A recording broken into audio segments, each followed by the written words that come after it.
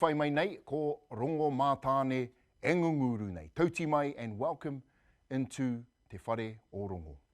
Now, hailing from the tropics of Ngāti Hine, Ngāpuhi, our next kai kōrero will share a deeper language of mokopuna legacy, where the most intricate concepts find clarity. Koha Āpirahama will be sharing taonga tuku iho with the thought around what legacy do I leave to my mokopuna. He aha tāku ki aku mokopuna. Koha, tēnā koe, kei a koe te wā. Ai o ki te aorangi, ai o ki te whenua, ai o kia tātou katoa, ai o ki ahau, ai o ki ahau. Tēnā tātou, koutou mā kua hui mai nei ki runga i tēnei hui topa, kia tātou hui nei roto i tēnei whare, tēnei rā ka mihi.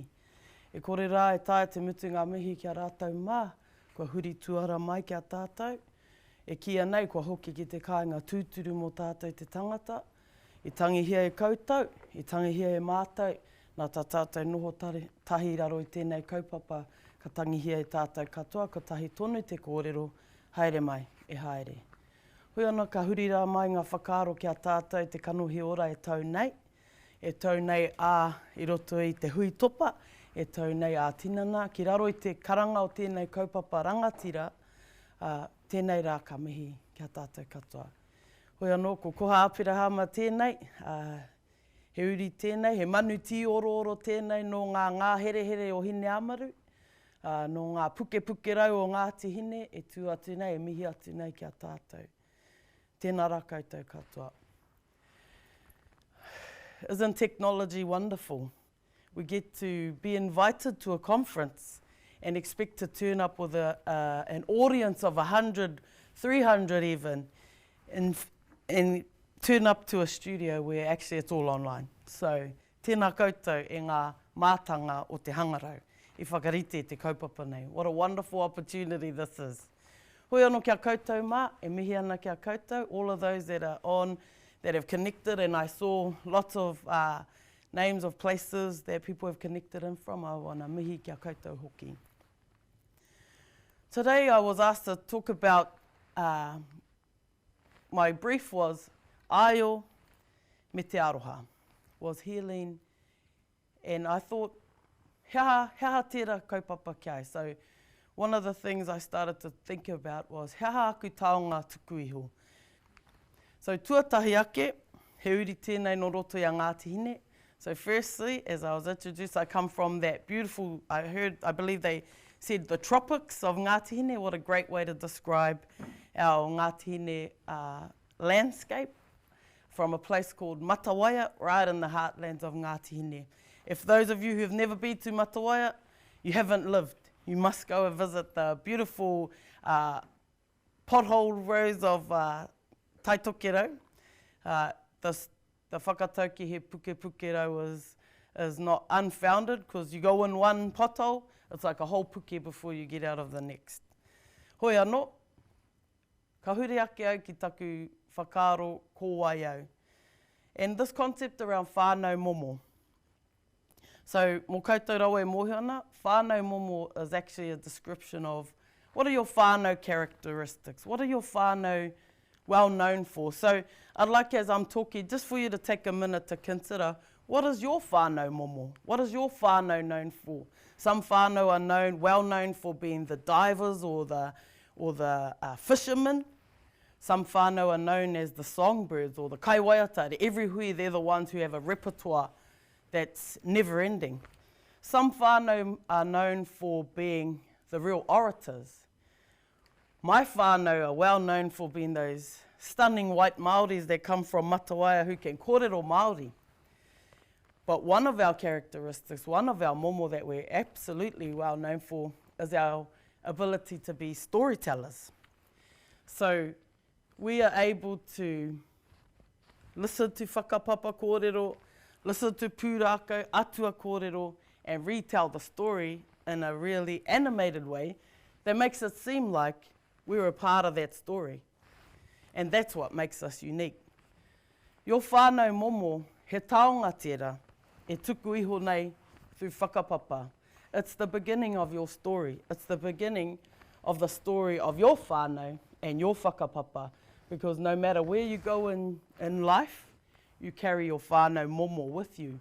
And even when you come into your workspace, you bring your whānau momo, and it actually becomes one of the greatest attributes that complement your practice. And it makes you unique. So I started to reflect on aku taonga e tukuna mai ki ai. What are the gifts that I have been given? And there are many. I have been fortunate enough to be raised in that beautiful place known as Matawaia, which is right in the middle of nowhere, which is surrounded by acres of native bush on one half and acres of pine trees on the other half. But I was lucky to be brought up surrounded by a big whānau, of my extended whānau in my extended community. The top photo you see there in the slide, that's my grandmother, Te Paremata o ngā momo kino o ngā kupa. She was one of the leaders in our Matawaia community. She was also well renowned as the baby stealer. She used to go around collecting babies in the community and take them home and look after them, feed them. And often my mum would tell stories that at some point they would have 50 tamariki. She didn't know all of them, living in their little whare at one time. But one of the things that my grandmother would always talk about was me manaaki, me tiaki ngā pepi, kia tupu ora ai. She would always talk about looking after, caring for babies. Even as kids, we were always getting growlings from her to make sure we looked after the younger kids, to make sure, even if it was hot, they had to have a jersey. Even if we were taking them outside, they have to have a hat.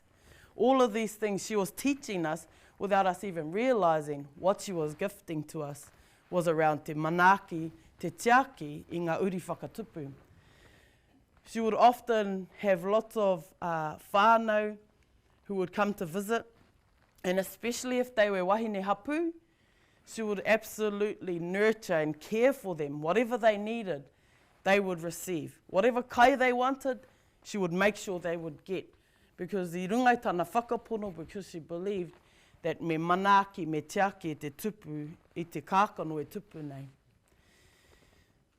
And this was an attribute that was handed on to my own mama, my own mum and my aunties and our wider whānau. And that's a picture of my mum at the bottom there, who also started to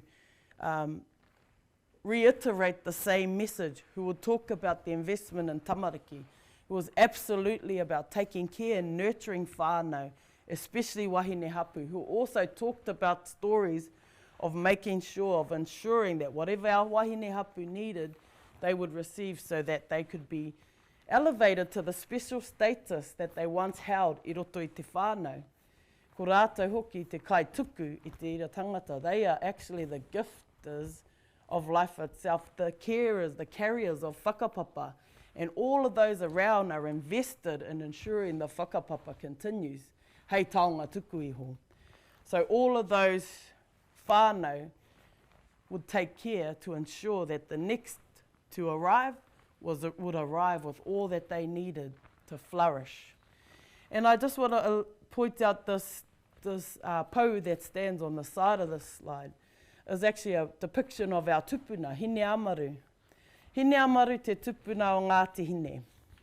Hine amaru, whenever you see a carving of hine amaru, you will always see a picture of her tamaiti coming out of her armpit, coming from her keke. And the reason that was depicted like this, in our pūrākau o Ngāti Hine, Hine Amaru herself was the first Assyrian birth. The investment that the people had in her leadership style saw the decision being made that she was really unwell after the birth of her pepe, so they decided to place that pepe within pā harakeke, thinking that that pepe will not survive, and they took Hine Amaru to nurse her back to oranga. Hine Amaru is well known in our whakapapa kōrero for being invested in ngā uri whakatupu.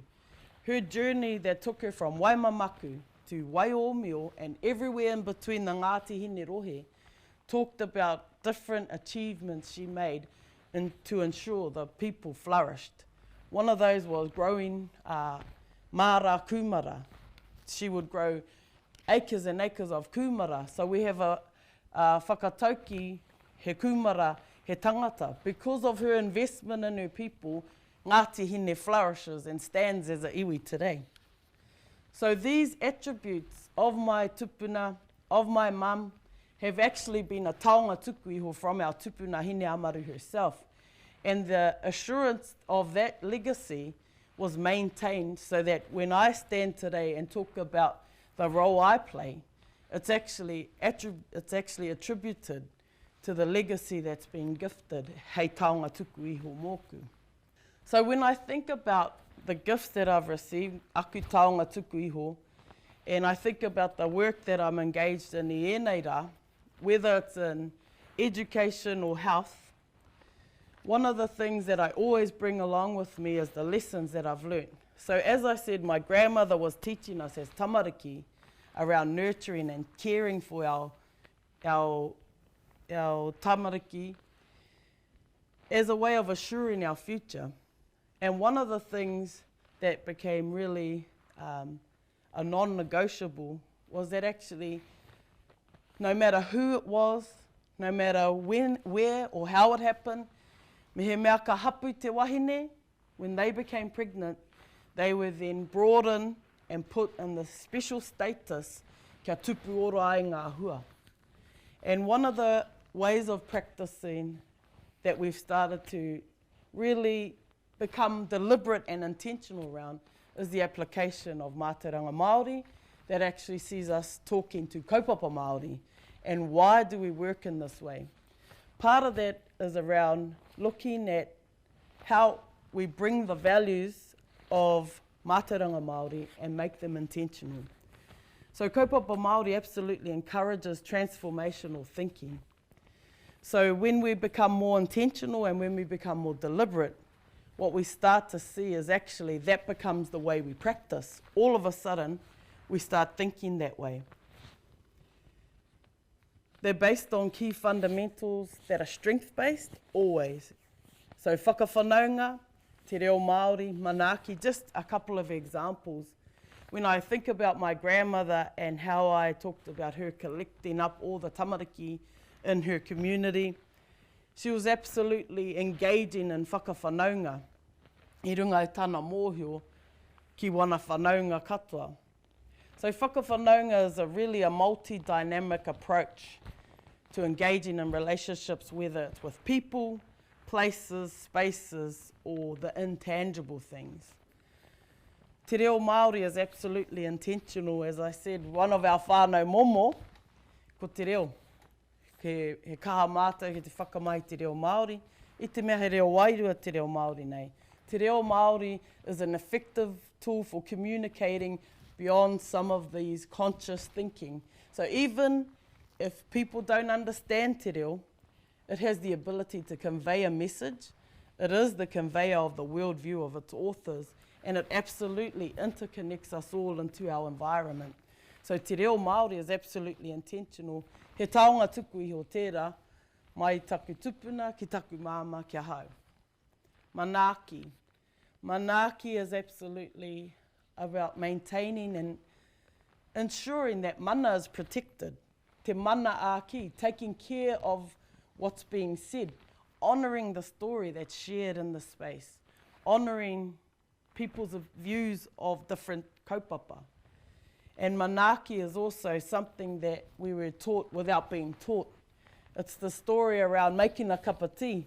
You think your manuhiri turns up, your mum sends you to go make a cup of tea, you get hoha, you pull out a cup, might be the chipped one, you put it on the bench, then you get the look. Then your mum gives you the look. And I'm sure you all know that look. So the next time your manuhiri turns up, you make sure you get the nice cup, not chipped. You might even put a biscuit on the table. And then your manuhiri's like, geez, moi, your kids are so awesome. Then you hear that and you think, next time your manuhiri turns up, you don't even know your manuhiri's there. You just see the dust. Well, if you're in Matawaya, you just see the dust rise above the trees. You start to cook your kai. You set your table. You might even put a nice little tablecloth on the table.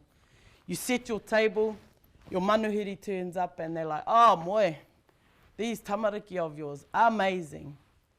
What that does is it teaches you that it's not even about that cup of tea. It's actually about how that person felt when they came into your space. And actually how it feels for you when you know that that person has enjoyed that engagement. Koia ko te manaaki. Manaaki happens and the understanding of it when we walk away from the engagement, both feeling in a great space. Koia ko te manaaki. It's absolutely about intrinsic connections to intangible things. So these are things that aren't seen, but absolutely are felt.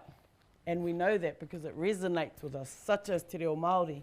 You might hear a waiata that absolutely stimulates something within you without even realizing what the words mean. Because it creates vibrations which awakens the bodies of knowledge that reside within, unlocking cellular memory. And it's undeniable because of the response we receive, and see this over and over and over. So one of the kaupapa that I'm involved in that I have been a part of facilitating, coordinating across te tai tokero, ko ngā wānanga o hine kōpū. So what I've learnt from my grandmother, from my mother, from my tupuna, hine amaru, understanding the value of kaupapa Māori and being intentional, saw this kaupapa, when it came to fruition, being absolutely grounded in those very lessons that I've learnt along the way. Ko e rāku taonga tuku iho e kawea nei ki taku kaupapa i tēnei wā. So what are the gifts that I bring forward from what I've been taught? What are my responsibilities to all of the things that I've learnt? And how do I gift that forward to those that I then engage with? Ngā wānanga o hine kōpū is our kaupapa Māori antenatal wānanga that we run across te tai tokerau mō ngā wahine hapu, me o rātou whānau. This is a kaupapa and ko tana tuapapa. What you see on the side there is the curriculum me ki, ko te wānanga tērā, based on the original instructions that absolutely affirm all the lessons I've been taught. What you're looking at there in the animated pictures is my and my whānau's interpretation of the creation narrative as it relates to haputanga. So ka tīmata I roto I te kore, kei reira te potentiality me ki. Ka whakatōhia te kākano o rangi ātea, ki roto I te whare tapu o te wahine, ki roto I tana āhuru mōwai, kia tupu ngātahi ko te wairua mo te tinana o te tangata. So when life is desired, io, the source will then clear away the spiritual pathway so that that kākano, that seed, can be planted into te whare tapu, the womb of our mums, where the tinana and the wairua get to grow together and become infused with all of the great things and the potentiality of what they bring forward. Ka haere ki te pō, ka wānanga hia te pō, all of those different realms of te pō then are engaged. The ebb and flow of mauri, the ebb and flow of emotions, and that everlasting wānanga around what do I know, what don't I know, what do I need to know, what do I need to stop doing. All happens in te pō. How do I feel about it? How do I feel about my thoughts? How do my thoughts affect my feelings? And what does it all mean? Kei reira te pō. Kei reira te pō e huri nei. Te kōpipiri talks to awakening the senses. How do we awaken the senses to be present in the moment? So what are the things that are stimulating my senses? All of the senses, all 10 of them. What do I need to do to bring me back to balance? What rongoa do I need to access to bring my rongo back to balance? Te whaiao talks about the moment of transition where potential gets to be realised. Te whaiao is the transition space. Mai te ao wairua ki te ao kiko kiko nei. from not being a mum to being a mum, from not being a dad to being a dad, maybe the second time, third time, 10th time, from being a whānau that have 2 tamariki to being a whānau that have 3 tamariki. What does it mean? What is this potential that we're starting to realise?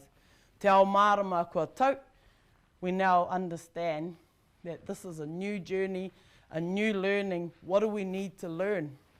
What have we learned from our past? What do we bring forward? And what do we aspire for in the future? Kia tihewa, kia mauriora, so that we can infuse ourselves with the essence of life, the exuberance of mauriora, the essence of life. So when I ask the question, he aha tāku ki aku mokopuna, ka hore anō kia whānau mai, I have to think about generations ahead of myself. Just like my tupuna Hine Amaru did for our people of Ngāti Hine. How do I consider all of my mokopuna that are coming that aren't even thought of yet? What kind of legacy do I leave for them? What kind of teachings do I leave for them? What is my responsibility to all that I've been taught? And what is my accountability to those that are coming? Because when we think about it, we are the accumulation of all that's gone before us. We are our tupuna's wildest dreams come to light. We are the embodiment of all of their dreams and their aspirations. We carry it all with us through whakapapa, and then we become the superconductors of that whakapapa. So we have a responsibility to our tupuna and an accountability to our mokopuna around our taonga tuku iho. And how do we hold to the essence of what we're being taught so that we can actually pass it to all of those that are coming after us? And what does that look like? Me whakapapa te ora. This is the moment. This is the moment where we get to retell our narratives. Our whakapapa at the moment is infected with disease, stories of poverty, of deprivation, of poor health outcomes. It is time to retell the story. We need to actually start retelling the story so that we can celebrate the uniqueness that we bring, so that we can honour the kākano iruia mai I Rangiatea, so that we can realise the potential of what our tamariki bring forward and all of the legacies that we are leaving for our mokopuna to come. Me manakitia te mahuri, he tupuna keiroto. That whakatauki talks to taking care and nurturing the sapling that's growing. Because for one day they stand as a tupuna. And so just like the small kauri tree that grows in the forest, it starts off, te mahuri o te kauri starts probably about that big. But when it's provided with the right whenua, it's surrounded by the right ngahere, it's nurtured and cared for, the potential is that it stands like tāne mahuta in the Waipoua forest, those big kauri trees that you can't help but stand in awe of them. So I leave you with this message, me whakapapa te ora. It's time to retell our stories. It's time to think back to your whānau momo. What is your whānau known for? And how do you bring that forward? Because it is actually, that is your greatest taonga tuku iho. Tō whakapapa is your greatest taonga tuku iho. And the original instructions, as I described within our creation narrative, affirms that. What that pūrākau is telling us is that he aha te mea I tuatu I te whakapapa. The very story itself describes the creation of the Māori world as we know it, with all of the facets that are in it. The same story can be used to describe the process of conception, growth right through to birth and beyond. And our tupuna in their infinite wisdom had both these stories running parallel so that we would hear the message that, you know, what is the most important thing? Ko tēnei mea ko te whakapapa. And we honour and take care of whakapapa and the uniqueness that we bring. So I runga I tērā, hoi anō, ka waiho ki reira. E mihi ana kia koutou. E mihena kia koutou e noho mai rā i te kāinga. Kia ora, tēnā koutou. Ai, nau mai hoki mai anō, aroha in action. Of course, mihena ki kia koutou ngā kaimahi of Family Start. Thanks for joining us today. And tēnā koe koha for your valuable insights. And in fact, that waiata tautoko was from Cyan Doherty with her original waiata Azalea, a waiata dedicated to all of our mokopuna tamariki, pretty much to love them, mei, moa ke tonu. And no doubt a trait from her whānau to carry on that beautiful reo te rao ngā koro tui. Hoi anō, loved that angle in terms of the momo. When I think of my whānau, I think of my sporty whānau, you know, so we're carrying on that through the many sports. Good to see taonga Māori, tākoro Māori being revived as well. I think of Te Whiti and Tohu, you know, with the peace movement, mō ngā uri o te Ātiawa. And in fact, I also think of the late Uncle Karapoke Tapu with his mahi he's done for Māoridom, in fact, for all of Aotearoa. So yeah, mihana, I love the whakaroa around, you know, carrying on those, so that those momo from our tupuna, so that your mokopuna can continue those on forever. An important pātai right now is, you know, thinking of te ao Māori, those beautiful kupu that you shared with us today. And when we dive into that space, you know, āhua tapu, but so my pātai is how do we keep our whānau safe? So I suppose hei timata ngāke, the infinite wisdom. I keep talking about the wisdom of our tupuna. We have practices that we can engage with immediately to keep us safe in this space, because what we actually know is he wānanga te wānanga. It's a continuum of learning, and it actually starts wherever you are at. So mātauranga Māori, and I talked a little bit about being an intrinsic body of knowledge, just sits there and resides and waits for you to be ready to engage with it at whatever level you're ready to engage with. And so if you think about a lot of karakia we do for hui, it's actually the first step around that might be thinking about, so what are the words I'm using? What does a karakia mean? Why would I use that karakia for this hui? And why do I do karakia in this hui? To open and close. What is it I'm trying to open, and what is it I'm closing off? So thinking about being intentional helps to keep you safe, because then you're clear around why you're using it, what is your intention. It always begins with intention. Koia te mahi o te rongoa nei, ne? And just thinking of our kaimahi from Family Start, you know, and the obligations to te tiriti, when you think of mātauranga, and some people think it's just mō ngā kaimahi Māori, but it's important to build the capability of kaimahi tauiwi, our tiriti partners, and giving them the confidence to weave into te ao Māori. Absolutely. And I think that's the opportunity at the moment is to start to do some whaiaro whakaro, is that self-reflection. So why I talked about momo in the first beginning, and your taonga tuku iho, and how o taonga tuku atu, was really to talk about the reflection on self. Because actually when we're in a practice space, whether we're engaging with whānau in homes, whether we're engaging with colleagues at work, it actually talks about starting to consider where am I at with myself.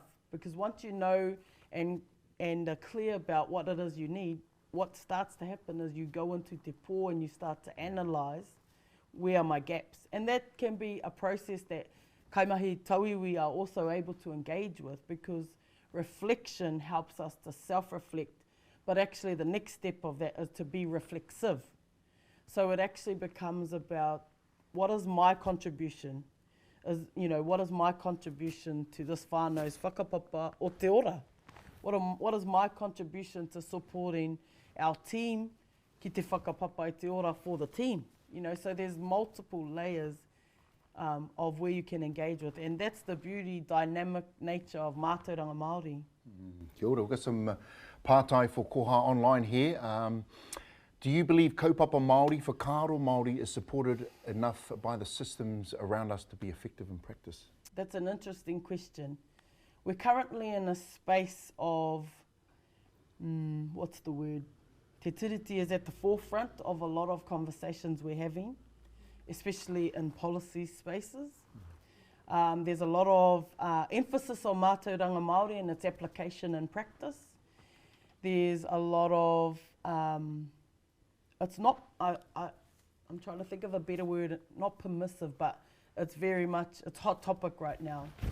And I think when I start to reflect back on systems are driven by people. And if we build synergies around people, we have the ability to shift systems. So currently the answer to that question is not yet, but e haere ana te wā, the time is coming. Kia ora. And finally, you used, look, another pātai here from Michaela. Tēnā koe, Michaela. Do you believe that the whole kōrero of Momo, taonga tuku iho and taonga tuku atu will help build confidence in our whānau, and also how do we begin to implement this for Karo? Absolutely, absolutely, 100%. Because what it is again, it comes into a space of manaaki. Me pēa tō whakamana i ngā kōrero e tukuna nei. So when we're sharing kōrero and engagements, what are our processes around honouring that kōrero? Even if it's not kōrero that you like to hear or that's good, how do we honour the kōrero? And then how do we then start to engage in whakawhanaunga to build on that? And actually, in my experience in the wānanga over the many years that I've run, we have a lot of whānau that come in knowing nothing.